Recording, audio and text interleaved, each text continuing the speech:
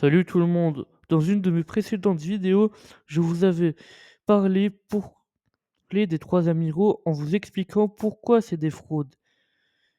Et en réfléchissant à tout ça dans mon lit, je me suis dit pourquoi pas faire un top 5 de qui est le plus frauduleux des 5, en comptant bien évidemment les anciens Akainu Kizaru ou Aokiji, la base, et les nouveaux Ryukugyu et Fujitora.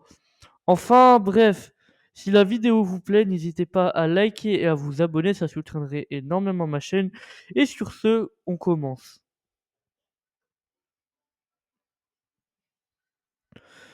Top 5, je vais mettre Kizaru. Je sais que beaucoup l'auraient mis plus haut, mais lui au moins, il sait reconnaître quand quelqu'un est oui ou non plus fort que lui. Et ce n'est pas le cas des deux derniers. Top 4, Aokiji. Si je le mets là, c'est parce qu'il a tenu 11 jours face à Akainu et qu'il a bloqué l'attaque de Barbe Blanche Vieux à Marineford. Mais s'il est plus haut que Kizaru, c'est tout simplement parce qu'il a eu des difficultés à battre en 1v1 un vieux de 70 piges. Carrément, ça a dû amener Shiryu en le transperçant pour le battre. Non mais les gars, il a eu du mal face à Garp à 70 piges. C'est vraiment humiliant. Enfin, bon, bref. Top 3, Fujitora.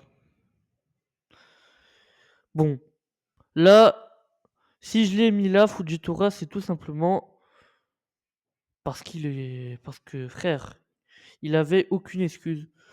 Non mais le gars, il y avait Sengoku avec lui, et Jack a quand même réussi à lui couler 2 flottes sur 4, alors qu'ils étaient à 2 sur le bateau. Non mais les gars, 2 flottes sur 4. Plus de la moitié de la flotte s'est fait couler par Jack. Alors qu'il est venu tout seul en plus, hein. Enfin bref. Top 2, Akainu. Là, je n'ai même pas besoin d'argumenter. Parce qu'il a mis 11 jours.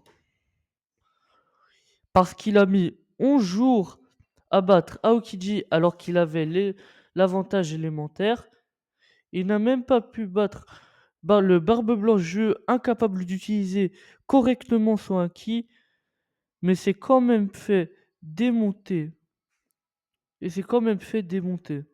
Alors que le bouc, il était en fin de vie, frère.